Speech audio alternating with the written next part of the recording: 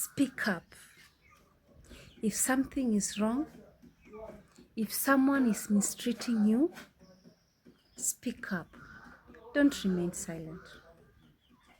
Silent only protect abuse, not the victim.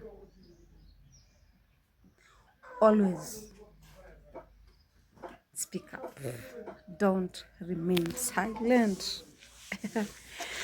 You know, the biggest problem is when we remain silent. Now, when we remain silent, we are only protecting the abuse. They will take more advantage of us. So, child of God, speak up. I say again, speak up.